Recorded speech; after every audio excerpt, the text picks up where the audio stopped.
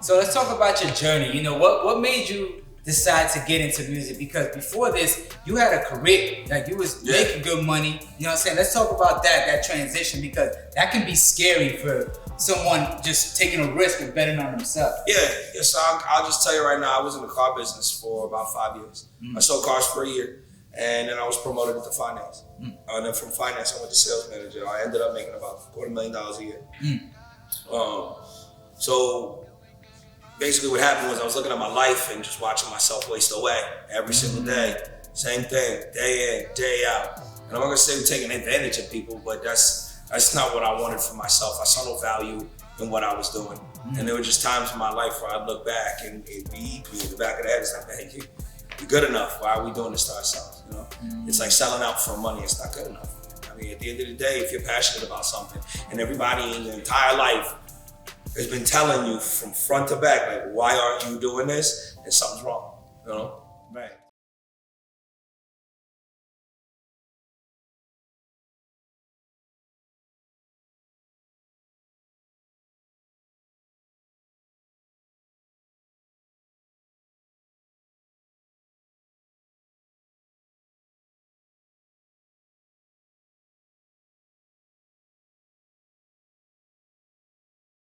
Ladies and gentlemen, how you doing? Welcome to another episode of Sleepers for Billionaires. I am your host, Jonni Vegaz. Now today, I got a very special guest on my show today, ladies and gentlemen. You're in for a treat, so take some notes, man. And I'm gonna be honest. I typically interview people that's established and already had years in the game, legends. But you know what? With this situation, I see that in the making. You know what I'm saying? This man has the greatest music nobody's ever heard yet. This man, I see the potential in him to be a songwriter, an artist, an actor. You know what I'm saying? Every moment since I met him, he's making me laugh. He's like, he just has so much charisma, so much passion, so much talent. I'm talking about none other than IKNOWFASH. What up, baby? How you doing, man? Talk to me, man. How you doing, I'm doing well, man. We're out here in LA. Sunny town, baby. I love it out here. Word? Yeah, ever since I met you, man, everything's been going right. Anaheim wasn't cool. So once we got to LA, we touched up, things just started going my way, man. Hey, man, I love to hear that, my brother. You know what I'm saying? I'm glad that I met you as well, but the little bit of time I've known you, I feel like, you know, the vibe is there. Yeah. You know what I'm saying? I feel like I can add value to your situation. Yeah, I feel like, you know, I'm just happy to be a part of it, even if it's in a small capacity. You know what I'm saying? Well, we early on, man. Anybody that's involved in a small capacity ends up becoming a big capacity later on. That's a fact. I mean, you the beginning. Love thy mother, love thy father. They're the ones that brought you in. So I'm gonna tell you right now, man. You bring me into your world, and we'll look out for you. Hey, you're already in it, man. We had a nice little meeting. Shout out to Sound Royalty, my man Reggie Calloway. Shout out Alex Heike. I see you out there, man. So yeah, man. So let's start. I want to start from the beginning of your journey, man. But first and foremost, how did you come up with your name? Let's start there. All right. So I went by Art Fashion when I was battle rapping in New Jersey. Okay. Wait, that's where you're from? Yeah. I'm from North Bergen, New Jersey. I used to live in Patterson, bro. I didn't know. Yeah, I went to Eastside High School and all that. What's up, man? Puerto Rican Italian, straight out. Hey, love it. Sorry. So go ahead, back to the name. Yeah, so I went by Art Fashion when I was battling, and then we just dropped it later on to just fashion. And then, like the main goal for the name fashion, everybody thought it was clothes. It has nothing to do with clothes, right? If you look in the dictionary, fashion is also a verb. It's the ability to put things together. You know what I'm saying? It's when you fashion something. Right. So then what I did was I ended up cutting the whole thing down to IKNOWFASH.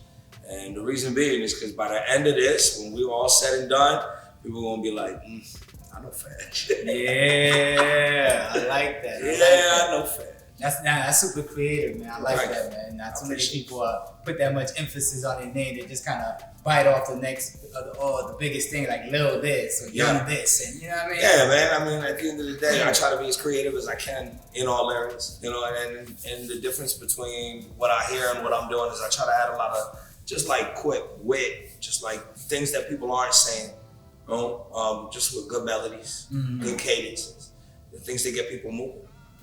So let's talk about your journey. You know, what made you decide to get into music? Because before this, you had a career, like you was making good money. You know what I'm saying? Let's talk about that transition, because that can be scary for someone just taking a risk and betting on themselves? Yeah. So I'll just tell you right now, I was in the car business for about 5 years. I sold cars for a year, and then I was promoted into finance. And then from finance, I went to sales manager. I ended up making about $250,000 a year.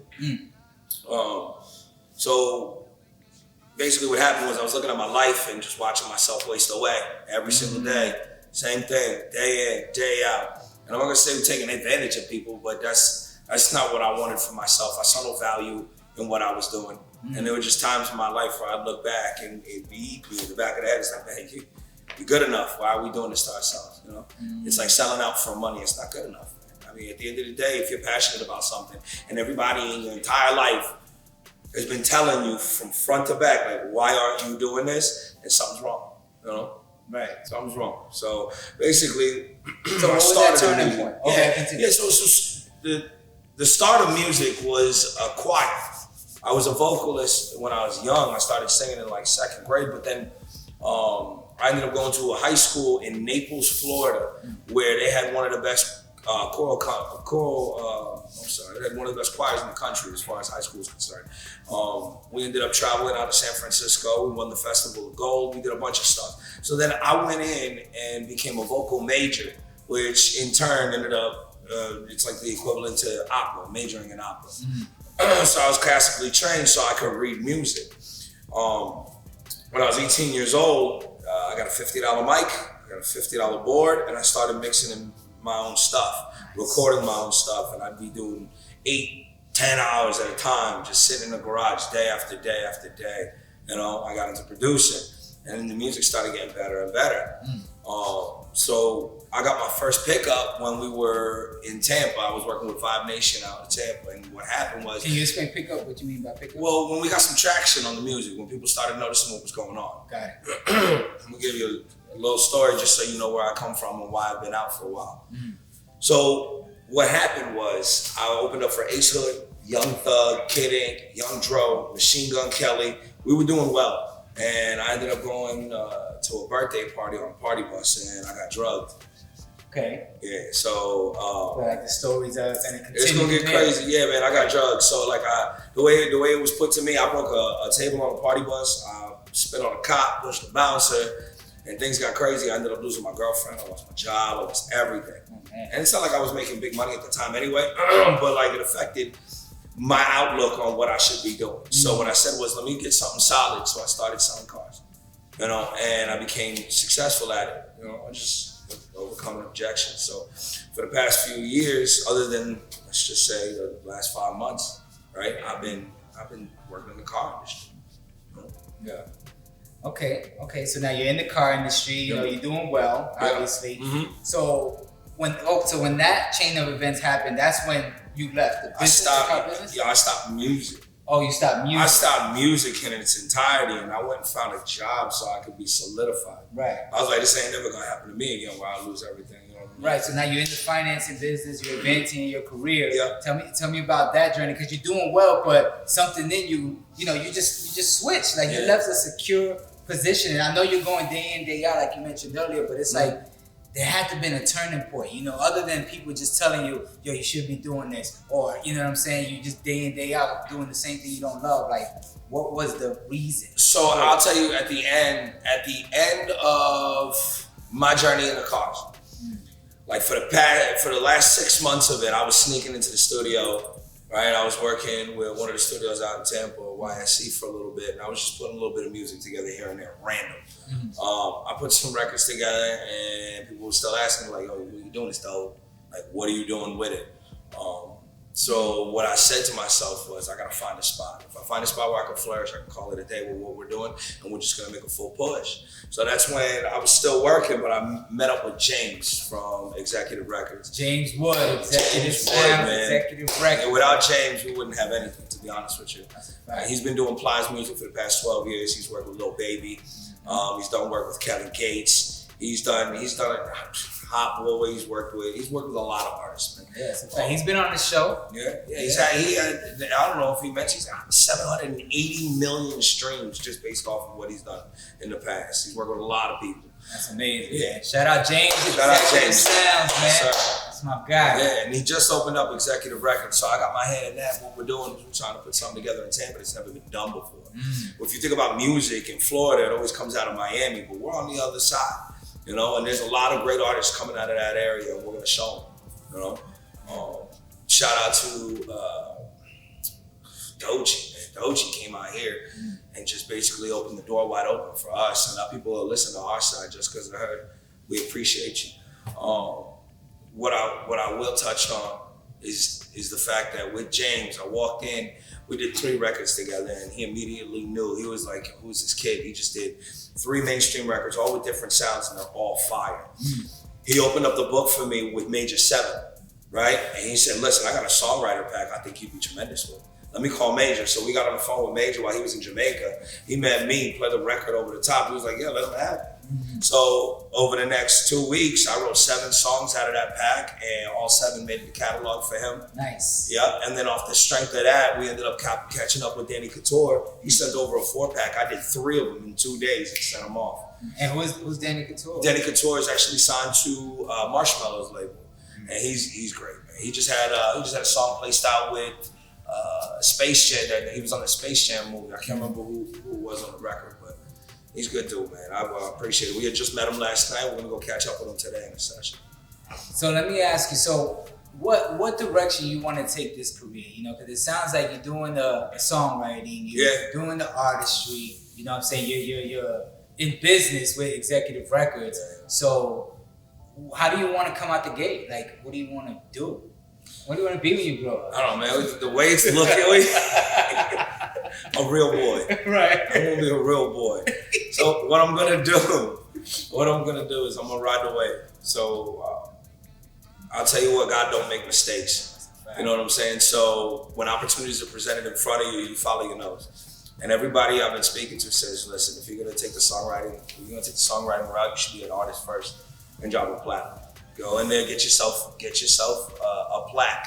It'll make it so much easier for you to be able to work with more artists, and you'd be working on your own terms, you know, instead of coming in and taking what you get. You just take what you want.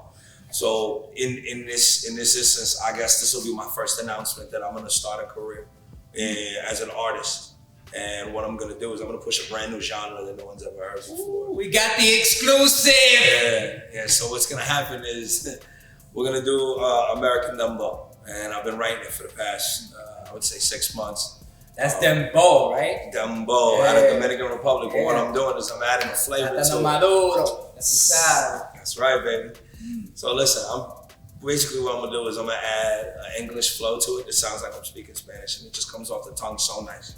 So I'm gonna be honest with you, it's gonna end up hitting clubs harder than you've ever seen. That's a fact, man. I mean, I can't wait to hear that. I got a little taste of it in the studio when I first met this guy, and I was just blown away, you know, off the rip. First track, I was like, "Whoa, play another one, bring that back." It was just, and you know, I got the vision. So when you say you were a songwriter, I already knew who that could be a good fit for. That's Bruno Mars, that's Drake, that's Big Sean. You know, I already heard it. You know, because when it's trash, it ain't for nobody. Right. You know what I'm saying? So, nah, that's amazing, man. I'm glad to hear that, brother. And I wish you much success in your journey, brother, because you have a lot of big doors opening for you. And now going back to, you know, being an artist first, saying that go platinum and you'll be able to work with different people and it'll be easier for you. I want to counter that because it takes a lot of investment to be an artist. It takes a lot of grind, a lot of years versus if you come in as a songwriter, you already got producers like loving your sound off the rip. They can easily get it played sooner to where you get a situation where with a big artist, they get a lot of streams, you get a plaque, get some money quick to then become an artist. What do you think about that? So the way I say it, it's like it's doing both. You know what I'm saying? Like you play baseball in high school. When you practice fielding and you practice batting at the same exact time. So if I do both at the same exact time, it's just 2 different lottery tickets trying to win the same pot. You know what I mean? So what I'm gonna end up doing is not quit on either. You know, but being an artist was never anything that I really wanted to do, especially recently. When I was younger, it was something that I had to do. I just didn't think about being a writer. But because I write on such a large spectrum, I find it irresponsible to not Because what's never gonna happen is me come out an artist and I can drop 10 different genres, and then people are like, okay, you sound different. And we can't recognize you, which is the one thing we don't want. Because when you're becoming an artist, man, it's all about branding. Branding is recognition. Now, if I'm coming out with 10 different sounds, I'm going against the grain. You know what I'm saying? That's not what I want. I hear that, man. And you touched on something key right there. You said you're not gonna give up on, it was in regard to having the ability to write in multiple genres, and you're not going to give up on that just to focus on one and be an artist. Right. I feel like that's God in you. So that's the gift that was given to you. You can't turn it away. You don't know how God's going to help you, and the fact that you have the ability to entertain in multiple avenues, it's only right. You'll be doing yourself a disservice. You'll be doing him a disservice. So when people recognize what you would call a gift, I don't see the gift being the fact that I do write in multiple genres. I find the gift in the fact that what it does is it keeps me sharp. So if I write one single genre and I hit a writer's block in one, I can always pop to another and then just write emotionally off of that. So what happens is these Dembo records that we were talking about, I can write them like this and I love the sound. And they always come out good. If I'm not making good pop music, I go and make a Dembo record and it's dope, and now I'm back up here morale-wise and I can just get right back to it. That's the gift. That I don't stop. It's efficiency. We're just trying to write as many records as we can. You know what I mean? Hell yeah. Do you think because sometimes we want things to happen for us when we're young, like, oh, I want to be a rapper, I wish it could happen now, But there's a process, there's a journey we got to go through. There's things we have to learn, so when we get to this position in life, we can handle ourselves accordingly. Right. Do you think your history, being in finance and everything you went through, has prepared you for where you're at today, especially with this new career path? Yeah, and it's funny you touch on that. So here's what I see. I knew that the man I was when I was first coming up was one that you would mistake kindness for weakness with. Right? Can you touch on that a little bit? Yeah, so the problem with me was we've got 0 and we got 100. Right? So, and I'll explain why that's bad. Because when you catch me at 0 and I find you trying to be sneaky with me, there's no middle ground where we can figure out what the problem was. I get to 100 and then all bets are off, and then normally we can't work together. That was the beginning, And working in the car business, it allowed me to learn people and people's skills, and then find out what people are looking for and how to attain it, how to get there, reassurance. There's just a lot that I learned in the car business that you're not gonna get. And it was funny, I was watching a podcast with Dizzy Cleanface, and that's where he started. Dizzy started in the car business. That's my guy. That's exactly how he started. And to be honest with you, I don't know anybody that's in our area that's moving the way he is right now. His grind is daily, constant. Right? And it's because people like working with him because he knows how to speak to people, and that's what I learned. Yeah, you're definitely gonna need that in business, because if they don't like you, they're not gonna want to work with you, regardless of your talent. Well, that remains to be seen too, though, because let me tell you something. You come up out of nowhere with that one single. I mean, yeah, of course, but that will always I hate to say it, nobody likes NBA YoungBoy for his personality. You know what I mean? Yeah. But he paved the way for himself to the point where it don't matter. Right? People want to hear me. But I mean, at the end of the day, you're right. If people don't want, especially where I'm at, if people don't like it, I don't. Yeah. I don't have that. Yeah, wait till you sell 50 million records, then you could be a dick. Yeah, man. Oh man, no, that's awesome, man. No, that's awesome, man. I'm glad you touched on that too as well, because even with me, James, I've been, focused on the artistry as well. But even when I came out here, my dream switched. I wanted to be an actor, and then when I got into acting, I was in the rooms that I always wanted to be as a musician. Yep. But acting took me there, and then on top of that, I know people that's rooting for me and behind me that want to get in. I can be an outlet for them. So then now I'm thinking more like an executive. I can provide a platform to bring people who still benefit off it, and then put myself in position to do what I always wanted to do. Right. So, I feel like that, those journeys and those things that we learn along the way prepare us to be who we're meant to be from the beginning. Agreed. You know what I'm saying? Because I've been a natural born seller, a natural born, communicator, hustler, networker. You know what I'm saying? Before I was an artist, you know what I'm saying? So I feel like all that is contributing to the success I'm having in multiple areas underneath the entertainment umbrella, which I always wanted to be in. But I never thought about being an executive in the beginning. Yep. You know what I'm saying? So it's just funny how God works like that, man. Yep. But, so yeah, man. So Executive Sounds, man. What's next for you guys, man? Well, we got a lot going on right now. As far as the studio is concerned, we got a lot of people coming through. Checking out what we got as far as production. We got a lot of guys, Zay Cartier, we got Jello, Jet Lag, just some producers that you're gonna end up hearing about. There's no way. They're doing a lot of great things in there. We got Alicia Gupta, she's a pop star. She's a pop star musically, she's a pop star emotionally. That girl, she's a queen in her own right. Nice. But if we keep going in the direction that we're going, right, we're gonna end up hitting a point that no one else in Florida's hitting. I've got a lot going on as far as just artists that potentially we're gonna end up working with while we're here. You know, I'm trying to put down a lot of music in the next few hours. Let's just call it that. What's some of your influences? Mine? Yeah. I grew up. All right, so my grandmother, she used to watch me when I was little and my parents were working. So it was either cartoons or she had this one tape and it had a top 100 or I thought top 50 Michael Jackson music videos, and that's what I would watch over and over and over and over and over and over again. You know, and that's how I learned melodies, to be honest, and song progression. And it's from the best in the building. You know, I always loved Wale. He's so underrated to me. I'm a big fan. Notorious B.I.G.'s greatest rapper ever. He took too soon. You know, there's a lot. But what's crazy is I ventured off into a lot of genres. I'm a big Journey fan. You know, Journey's got a sound that's like unmatched when it came to rock as far as a mainstream sound. People don't really take into consideration every song that they put out was in a key that made you feel good, right? Unless it was intentionally put out there to put out a rough sound, but they basically showed me what it was to cross over from one genre to another. And I'm glad you stopped right there, because my next question, explain your songwriting process. Because I saw you work in 10 minutes. Man. It changes. I can get it done. No, give me the secrets.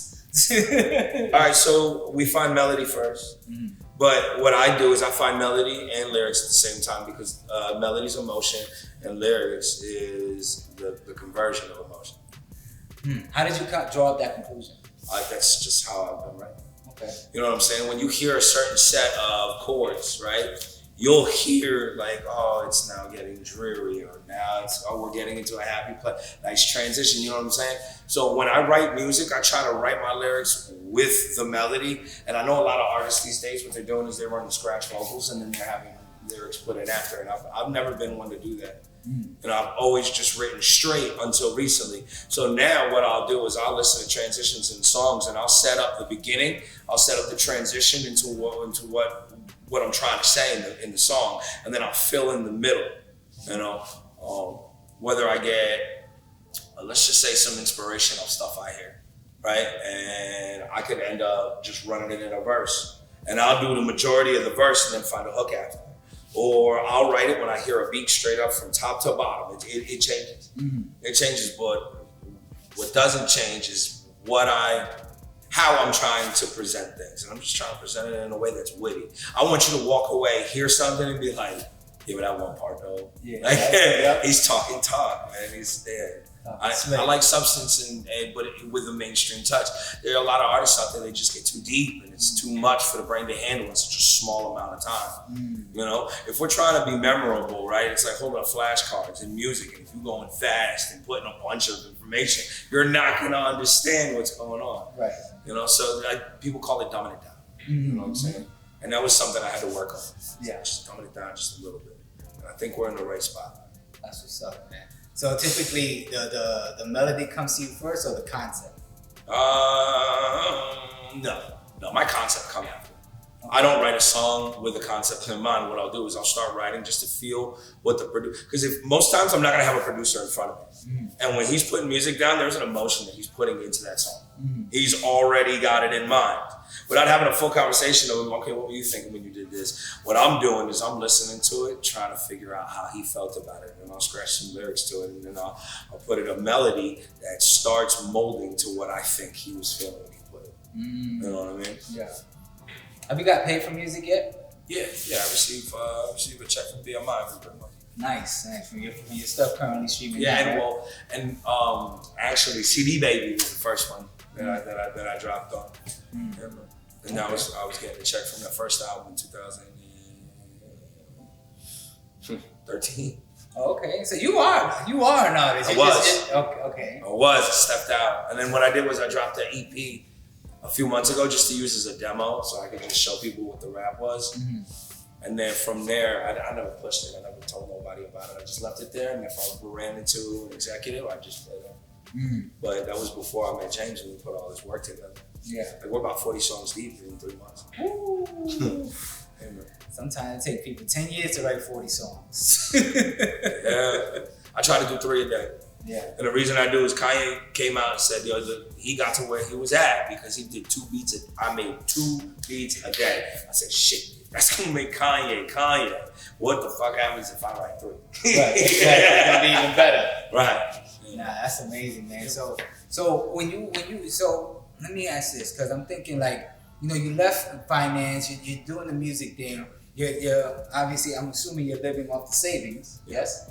Okay, that's a smart play, because a lot of people, man, they run through that money and then they quit their job chasing their dreams, but they broke. Like, can't pay rent, can't pay taxes, can't do nothing going on. So you gotta have a cushion to at least have a timeline where you can pursue this dream. And if it doesn't work, you never want to think like that. But God forbid, you still got that safety net right there. So the background. Yeah, so you set yourself up for success that way, man. I'm glad you did it that way, bro. Especially being in finance business. I mean, shit. The car business is dropping off heavy right now because they ain't got nothing running. So I had to hit the ground running anyway. Semiconductor chips, man. Yeah, it was about that time. Man. Yeah. Well, that's what's up, man. Well, look, man. Y'all look out for this man. IKNOWFASH. He's out here, man. He's moving and shaking. I'm sure you're gonna be dancing to his records, whether it's coming from him or another big artist, man. I see a lot for you, my brother. Yo, man, thank you for coming through. I know you gotta go, man, so we're gonna cut it down. But let the people know where they can follow you, where they can tap in for a feature. Ain't nothing free.